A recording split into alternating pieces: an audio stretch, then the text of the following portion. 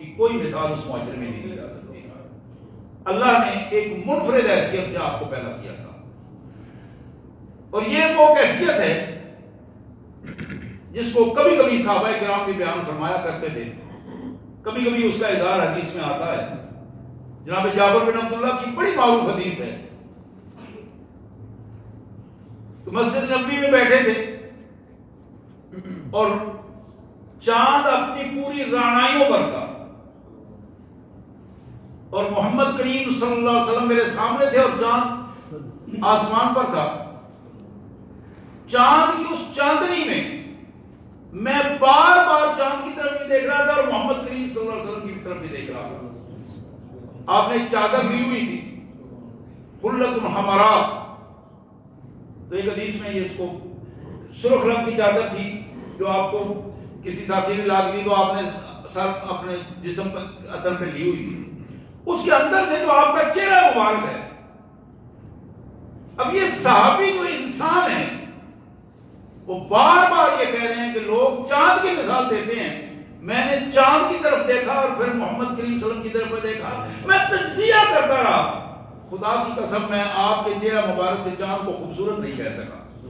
آپ کا چہرہ نظر میری پھر وہاں آ گیا کہ اصل میں یہی چاند اس کے ہزاروں چاند اس چہرے پہ قربان۔ محمد کریم صلی اللہ علیہ وسلم کی صورت مبارک، نبی رحمت صلی اللہ علیہ وسلم کے صحابی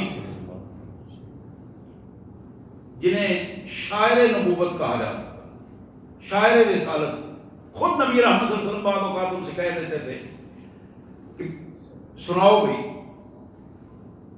ان کے یہ الفاظ ہیں، وَأَحْسَنُ مِنْكَ لَمْ تَرَ قَطُّ عَيْنٍ وَأَجْمَلُ مِنْكَ لَمْ تَرَ النِّسَاءُ۔ میرے آقا، میں پورے وجدان کے ساتھ یہ کہہ رہا ہوں کہ میری آنکھ نے آج تک آپ سے حسین و خوبصورت انسان نہیں دیکھا۔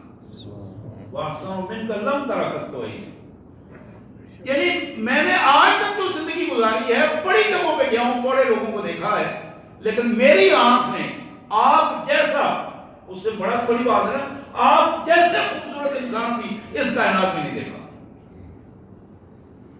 اور میری اس پس منظر میں میرا یہ دعویٰ ہے، وَأَجْمَلُ مِنْكَ لَمْ تَلَدِ النِّسَاءُ، کہ یقیناً کسی ماں نے آپ سے خوبصورت جنا ہی نہیں ہوگا۔ پھر اسی کا جو دوسرا شعر حسان بن ثابت رضی اللہ تعالیٰ عنہ،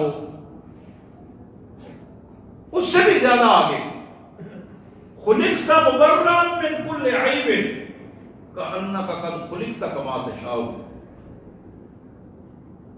اللہ نے، پیدا کرنے والے مالک نے آپ کو ہر عیب سے پاک کیا ہے، ہر عیب سے پاک پیدا فرمایا ہے۔ گویا میں یہ اپنے الفاظ میں یہ کہہ سکتا ہوں کہ اللہ نے اس طرح آپ کو پیدا کیا ہے جیسا آپ چاہتے تھے، آپ سے پوچھ کر آپ کو بنایا ہے۔ خلقت مبرأ من کل عیب کأنک قد خلقت کما تشاء، اس طرح گویا پیدا کیا جس طرح آپ چاہتے تھے، آپ سے پوچھ کر آپ کو بتایا کہ آپ کی شکل و صورت کس طرح ہونی چاہیے۔ تو میرے بھائیو، یہ ایک پہلا پہلو تھا، پہلا حصہ تھا جو میں آپ سے عرض کر رہا تھا کہ سورۃ النبی محمد کریم صلی اللہ علیہ وسلم کی ذات گرامی، آپ کا جسم عطر پاکیزہ اور بے مثال، انسانوں کے سردار، نبی نبیوں کے سردار، رسول رسولوں کے سردار، منفرد، اللہ تعالیٰ نے ہر سطح پہ آپ کو منفرد مرتبہ عطا فرمایا۔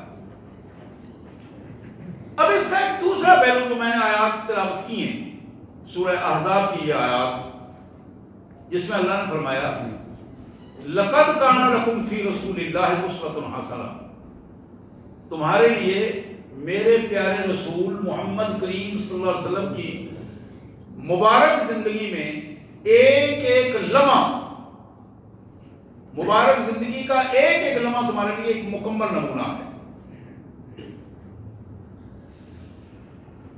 اب یہ دوسری جو کیفیت ہے، یہ ایک ایسی کیفیت ہے جس کو فرض کر دیا گیا ہمارے لیے کہ یہ نمونہ جو ہے اس کے مطابق تم نے اپنے آپ کو ڈھالنا ہے. یہ چیز امت کے لیے لازم کی گئی. یہ دوسرا پہلو جو ہے. پہلا پہلو تو خدا کا ہے نا, اللہ نے اپنے نبی کو اچھی شکل و صورت عطا فرمائی, کوئی اس کا مقابل نہیں ہے, کوئی اس شکل و صورت کا مقابل نہیں ہے, کوئی اس جیسا نہیں ہے. اللہ تعالیٰ نے انسانوں میں منفرد انسان بنایا, انسانوں کا سردار بنایا, لیکن منفرد انسان. کوئی انگلی اٹھا کے یہ نہیں کہہ سکتا کہ فلاں نقص آپ میں موجود ہے. حضرات یہ جو سیرت کا پہلو ہے, زندگی کے مختلف رویوں کا جو پہلو ہے, اخلاق کا جو پہلو ہے, اس پہلو کو ہمارے اوپر فرض کیا گیا ہے. آج ربیع الاول کا یہ دوسرا جمعۃ المبارک جس میں بات کر رہا ہوں, ربیع الاول کا جو پیغام ہے, سیرت النبی کا جو پیغام ہے, وہ ہمارے لیے کیا ہے؟ کیا یہ پیغام یہ ہے کہ میں مفتی اکمل صاحب کی چند باتیں سن رہا تھا, ARTV پہ نا کبھی آتے ہیں سورہ قرآن کی داڑھی کے علماء اہل سنت بریلویہ کے بڑے مفتی ہیں, مفتی اکمل نامی, آپ نے بھی کبھی اتفاق ہوگا سننے کی. وہ شخص ایک بڑی محفل میں بیٹھ کر تقریر کرتے ہوئے بار بار یہ کہہ رہا تھا, وہ خدا کے بندو کیا ہو گیا ہمیں روایات میں کھو گئے ہیں, ذہنی روایات میں کھو گئے ہیں. ہم نے کیا کر دیا ہے؟ ہمیں تو اللہ کے حبیب صلی اللہ علیہ وسلم کے حکم پر چلنا چاہیے تھا, آپ کی مبارک سیرت کو سامنے لانا چاہیے تھا, تب جا کے ہماری زندگی اس پہ ہنسنا سے زندگی مکمل ہوتی. نبی محترم صلی اللہ علیہ وسلم کی مبارک زندگی کے چند چیزیں میں آپ کے سامنے رکھوں گا, جسے اور میں اپنے سب بھائیوں کو, الحمدللہ میں کسی بھائی پہ کوئی تنقید نہیں کرتا, کسی فرقے پہ کوئی تنقید نہیں کرتا, مجھے ایک خیر خواہی ہے, سب سے خیر خواہی ہے, اور میں چاہتا ہوں کہ ہم مسلمان ایک امت کی حیثیت سے اپنی پہچان بنائیں. تو میں دعوت دوں گا, ایمان والو تھوڑا سا غور کرو اپنے رویوں پر, غور کرو محمد کریم صلی اللہ علیہ وسلم کے ارشادات کو پڑھو, غور کرو کہ یہ دن ہمیں بار بار اس بات کا یاد دلاتے ہیں کہ ہم اپنی سیرت پر خود غور کریں کہ جن سے ہم محبت کرتے ہیں کیا ہم ان کی بات بھی مانتے ہیں, یا ایسا ہو کہ ناچنے ٹپنے میں ہماری نمازیں بھی قضا ہو جاتی ہوں, ہم خوشیاں منانے میں لگ رہے ہیں اور ان کا حکم جو ہے وہ بھی ہم سے ضائع ہو جاتا ہو. ہم اپنی خوشیوں اور غمیوں میں شیطان کی پیروی کر رہے ہیں اور ان سے ہم دور ہوتے چلے جا رہے ہیں. یہ وہ رویے ہیں. بہقی کی ایک روایت, جناب انس بن مالک رضی اللہ تعالیٰ عنہ اس روایت کے راوی ہیں, بڑی مشہور روایت ہے, کئی دفعہ آپ نے سنی ہے, میں اس طرف توجہ دلانا چاہتا ہوں. جناب انس کہتے ہیں خدمت رسول اللہ صلی اللہ علیہ وسلم وَنَبْنُ السَّمَانِ سِنِينَ خَدَمْتُهُ 10 سنین. انس کہتے ہیں رضی اللہ تعالیٰ عنہ, میں 8 سال کا تھا جب میری ماں محمد کریم صلی اللہ علیہ وسلم کے پاس مجھے چھوڑ گئی ان کی خدمت کے لیے, اور میں 10 سال مسلسل آپ کی خدمت میں رہا. یہ سیرت کا بڑا اہم پہلو ہے جس کو میں آپ کے سامنے رکھ رہا ہوں. پھر آپ نے ارشاد فرمایا فما لامنی علی شیء قط. ان 10 سالوں میں جبکہ میری عمر 18 سال ہو چکی تھی, ایک لمحے کے لیے بھی کسی ایک معاملے میں بھی ذرہ برابر بھی, قطوں کا لفظ میں ترجمہ کر رہا ہوں, ذرہ برابر بھی محمد رسول اللہ صلی اللہ علیہ وسلم نے کسی معاملے پہ مجھے ٹوکا نہیں کیا, آر نہیں دلائی, جھڑکا نہیں, ٹوکا نہیں. فما لامنی علی شیء قط. گالیاں نکالنا تو بڑی بات ہے, وہ تو اس سے بہت آگے بات ہے. کسی کو آر دلانا, طعنت زنی کرنا, یہ تو اور بڑی بات ہے. یہ میں اپنے معاشرے کی بات کر رہا ہوں، اور ہمارے سامنے جو نت نئے پروگرام آتے ہیں، نت نئی خبریں آتی ہیں، بڑے بڑے لوگ جن کے دعوے بڑے بڑے ہیں، ان کے رویے اپنے لوگوں کے ساتھ کیا ہوتے ہیں، ان کے رویے اپنے ملازمین کے ساتھ کیا ہوتے ہیں، اپنے گھروں میں اپنی بہووں کے ساتھ کیا رویے ہوتے ہیں، چھوٹوں کے ساتھ کیا ہے اور بڑوں کے ساتھ کیا رویے ہیں۔ تو یہاں جو حضرت انس کہہ رہے ہیں کہ میں 8 سال کا تھا جب محمد کریم صلی اللہ علیہ وسلم کے پاس پہنچا، 10 سال مسلسل آپ کی خدمت کی، 18 سال کی یہ کیفیت، میری عمر اس وقت 18 سال تھی، تو آج وہ سٹیٹمنٹ دے رہے ہیں فما لامنی علی شیء قط، میرے آقا نے کسی ایک معاملے میں بھی ذرہ برابر مجھے یاد نہیں کہ ایک دفعہ بھی مجھے ٹوکا ہو۔ اتیا فیہ علی یدی، کئی دفعہ ایسا ہوا کہ میرے ہاتھ سے بہت سارے نقصان ہو گئے۔ ظاہر جس نے کام کرنا نقصان تو ہوتا ہے، کوئی چیز ٹوٹ گئی ہے، کوئی آگے پیچھے ہو گئی ہے، کئی دفعہ ایسا ہوا۔ اتیا فیہ علی یدی، میرے ہاتھ سے بہت سارے نقصانات بھی ہوئے۔ فَإِنْ لَامَنِي لَائِمٌ مِّنْ أَهْلِهِ، اگر آپ کے اہل خانہ ان میں سے کسی نے مجھے ملامت کی، انہوں نے مجھے سمجھانے کی کوشش کی، قال دعوه فإنه لو قضي شيء، تو آپ اکثر یہ جملہ ارشاد فرماتے کہ انس کو کچھ نہ کہو گے، اس کو چھوڑ دو، اس کو چھوڑ دو، یہ تو ہونا ہی تھا، یہ تو ہونا ہی تھا، ہو گیا، آپ اس کو بیچارے کو، بچے کو آپ کیا کہہ رہے ہو؟ فإنه لو قضي شيء، حضرات امت مسلمہ میں کیا ہے؟ اہل حدیث ہیں، دیوبندی ہیں، بریلوی ہیں، یہ ساری امت مسلمہ ہے میرے بھائیو۔ امت مسلمہ میں یہ نمونہ ہے، نمونہ، اس نمونے کو ہمیں اپنی زندگی میں لانا ہے، رویوں کو تبدیل کرنا ہے۔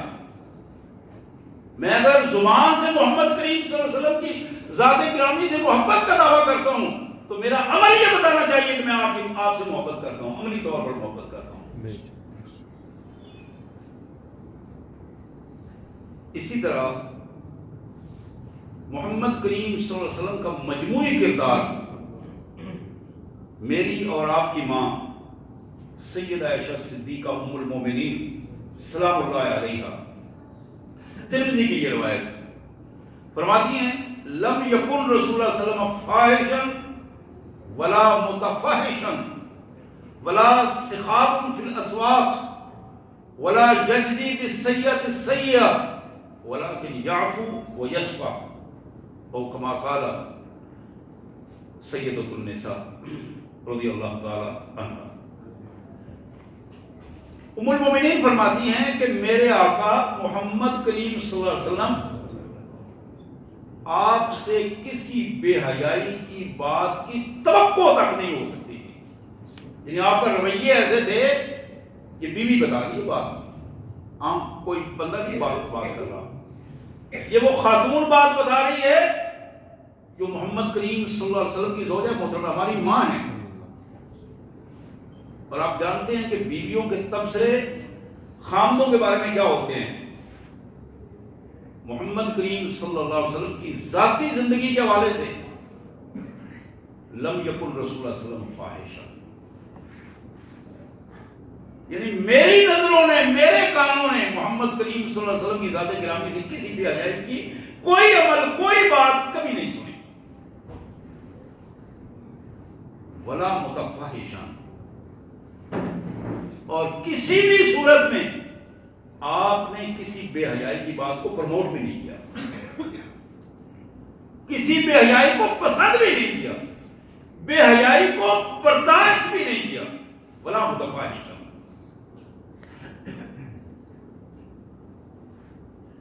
اور اگر محمد کریم صلی اللہ علیہ وسلم کی اسم مبارک اور آپ کی ذات گرامی سے محبت کے نام پر محفل میں نے سجائی ہو اور وہاں میں انڈیا کے گانوں کی سور اور تال لے کے بیٹھا ہوا ہوں، آپ ذرا اندازہ کیجئے کہ یہ کیا کیفیت بنے گی، میری محبت کا کیا رنگ بنے گا. ولا سخاب فی الاسواق، کہ نبی رحمت صلی اللہ علیہ وسلم کی عادت مبارک نہیں تھی کہ چوکوں چوراہوں میں اور بازاروں میں جا کے بیٹھ کے ادھر ادھر کی نظریں پھیرتے رہنا. یہ آپ کا مبارک رویہ نہیں تھا. اگر ضرورت کے وقت جاتے بازار میں تو ہمیشہ نظریں نیچی ہوتی اور اپنے کام سے پھر واپس آ جاتے. آپ تاجر بھی تھے، تجارت بھی آپ نے فرمائی، لیکن آپ کی ذات مبارک پر کسی بھی سطح پر بازار کے رویوں کا کوئی اثر موجود نہیں تھا. پھر تیسری بات جو ہماری ماں بتاتی ہیں، اور یہ شہادت ہے، میں پھر کہہ رہا ہوں، گھر کے بیوی کی شہادت ہے، گھر سے شہادت ہے. ولا یجزی بالسیئۃ السیئہ، کبھی بھی آپ نے کسی بھی غلط رویے کا جواب غلط انداز میں نہیں دیا. گھروں میں یہ باتیں ہوتی ہیں، ناراضگیاں بھی ہوتی ہیں، گفتگویں بھی ہوتی ہیں، بہت سارے رویے ایسے ہیں، ہر گھر میں ایسا ہوتا ہے. اور پھر اس گھر میں جس میں ایک سے زیادہ بیویاں موجود ہوں، فرمایا ولا یجزی بالسیئۃ السیئہ. ہمارے کانوں نے، ہماری آنکھوں نے کبھی نہیں دیکھا اور سنا کہ محمد رسول اللہ صلی اللہ علیہ وسلم نے کسی بھی غلط رویے کا جواب غلط انداز میں دیا. رویہ کیا تھا آپ کا، آپ کی مبارک سیرت کیا تھی؟ ولیکن یعفو ویصفح، ہمیشہ آپ معاف کر دیا کرتے تھے اور درگزر کرواتے تھے، برداشت اور درگزر کرتے. حضرات، مجھے اور آپ کو امت محمد صلی اللہ علیہ وسلم کا فرد ہونے کی حیثیت سے ہماری ذمہ داری بنتی ہے کہ ہم اپنے کردار کو جانچیں. یہ ربیع الاول کا ماہ مبارک کا ایک ایک لمحہ ہمیں دعوت دے رہا ہے، کھلی دعوت دے رہا ہے، پکار پکار کر کہہ رہا ہے محمد الرسول اللہ کا کلمہ پڑھنے والوں، محمد الرسول اللہ صلی اللہ علیہ وسلم سے محبت کا دعویٰ کرنے والوں، اپنا جائزہ لو، اپنا جائزہ لو، اپنا جائزہ لو کہ تمہاری کیفیت کیا ہے. حضرات، یہ تیسری حدیث مبارک جو روزمرہ کی کیفیات ہیں، اس میں ذرا غور کیجیے. قیادت بڑے بڑے لوگ، گاؤں میں بڑے لوگ ہوتے ہیں، شہروں میں بڑے لوگ ہوتے ہیں، ہر جگہ پہ کچھ لوگوں کو قیادت کا منصب حاصل ہوتا ہے. ہر محکمے میں اس طرح بڑے لوگ ہوتے ہیں، پھر ہر پارٹی میں بڑے لوگ ہوتے ہیں، ملک کے بڑے لوگ ہوتے ہیں. ان سارے بڑوں کے حوالے سے میں خصوصی طور پر بات کر رہا ہوں کہ آؤ دیکھو، جس انسان کو کائنات میں اللہ نے سب سے بڑا انسان پیدا کر دیا، سب انسانوں کا سردار بنایا، سب نبیوں کا سردار بنایا، آؤ ان کے رویے کو دیکھو اور پھر اپنے رویوں کو اس کے مطابق ڈالنے کی کوشش کرو. ابن ماجہ کی حدیث، جناب انس بن مالک رضی اللہ تعالیٰ عنہ کی یہ روایت، کان یعود المریض، محمد الرسول اللہ صلی اللہ علیہ وسلم کو جب بھی پتہ چلتا اس ماحول میں کوئی فلاں بندہ بیمار ہو گیا ہے، آپ خود تشریف لے جاتے اور اس کے گھر جا کے اس کی عیادت فرماتے.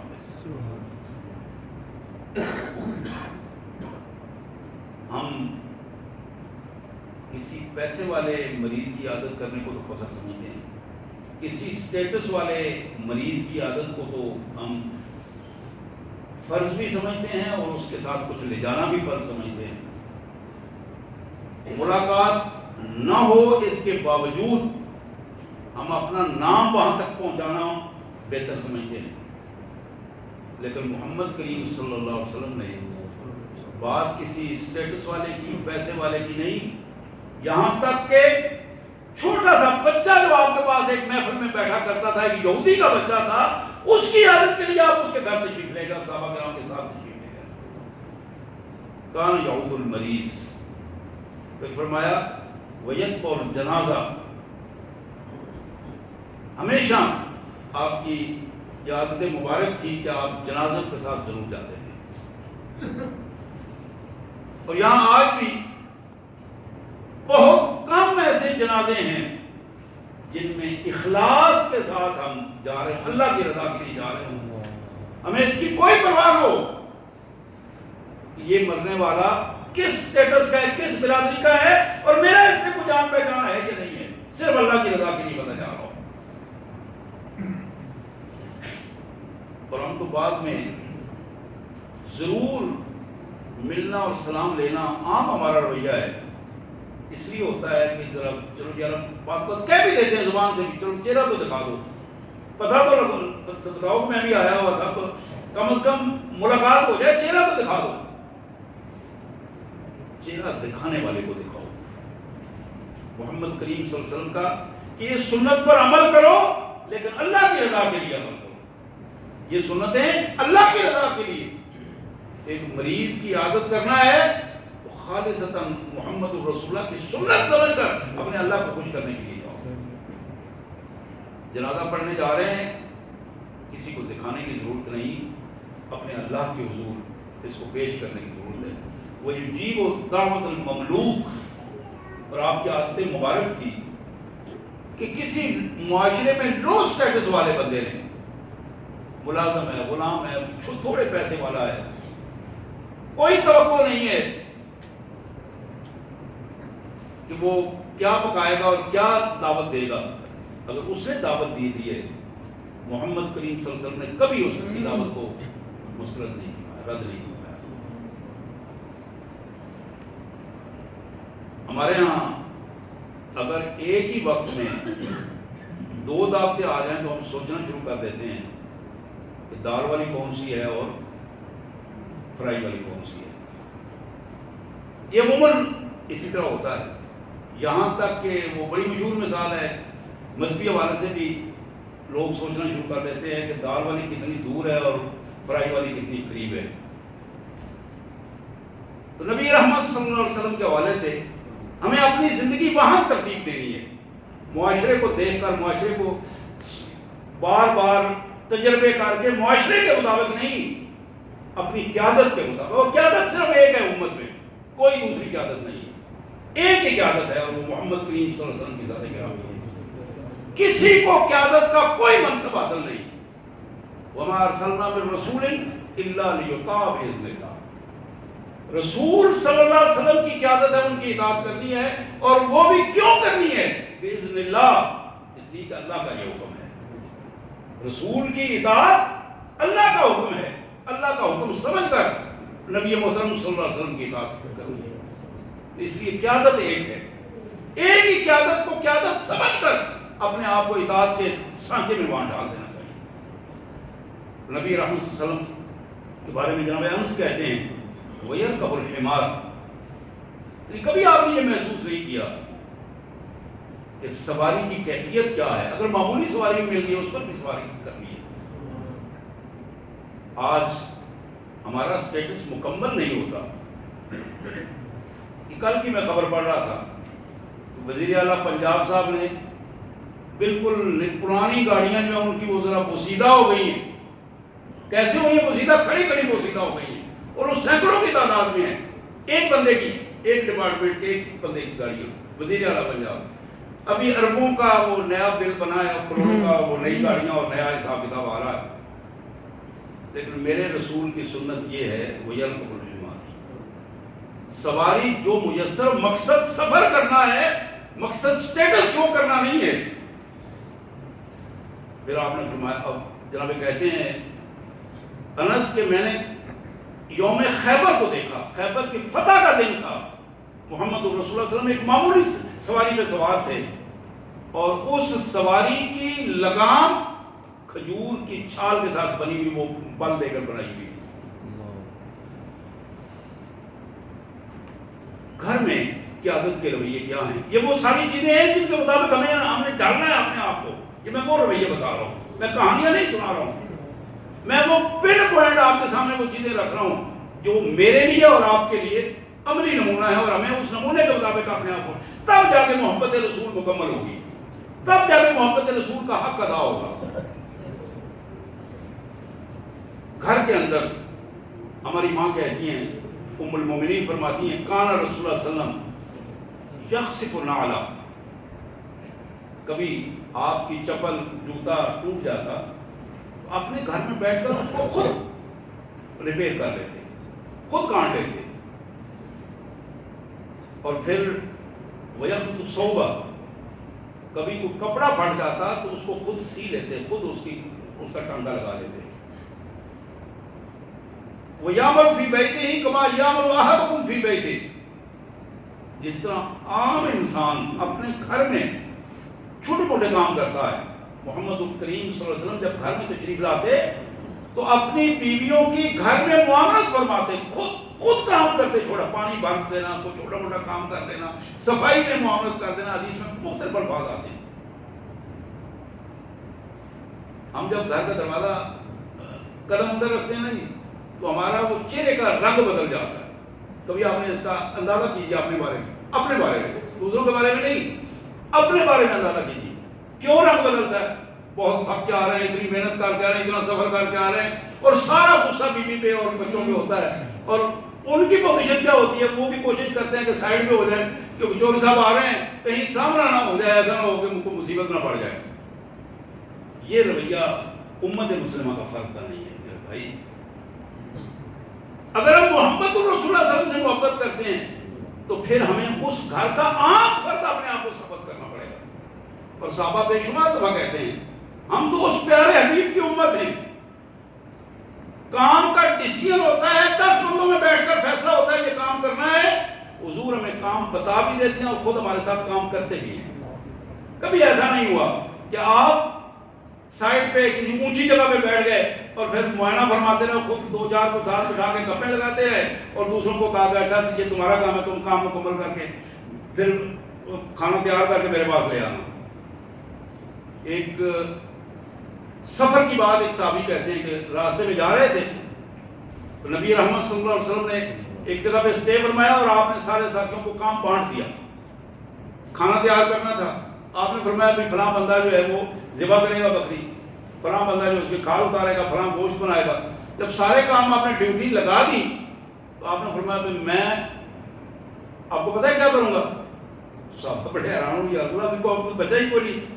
آپ نے فرمایا میں اس کے پکانے کے لیے لکڑیاں لے کے آؤں گا، تو مشکل ترین کام ہے کہ صحرا سے اس جگہ پہ میں لکڑیاں اٹھا کے لاؤں گا اور میں چڑھ کے لاؤں گا۔ صحابہ نے کہا حضور آپ نے بولا نہیں، تمہارا کام ہے اپنا کام کرو، میں یہ تمہارے ساتھ کام کروں گا۔ ہماری ماں کہتی ہیں کان بشرا من البشر، عام انسانوں کی طرح آپ کا مبارک رویہ تھا، عام انسانوں کی طرح اپنے آپ کو آپ رکھتے تھے، کبھی بھی محسوس نہیں ہوا کہ آپ جہاں رہ رہے ہیں، بیٹھے ہیں، جس محفل میں تشریف فرما ہے، آپ نے وہاں اپنے آپ کو کوئی خاص شو کرنے کی کوشش کی ہو۔ ہمارا تو انداز یہ ہوتا ہے نا کہ ہم جا رہے ہیں تو کسی نے اگر سلام نہیں کیا تو ہم سوچنا شروع کر دیتے ہیں کہ اچھا یہ بندہ، اس کو کل ڈیرے پہ بلا کے ذرا پوچھیں گے کہ سلام کیوں نہیں کیا اس کو نظر نہیں آ رہا تھا کہ فلاں بندہ جا رہا ہے، فلاں اسٹیٹس والا ہے۔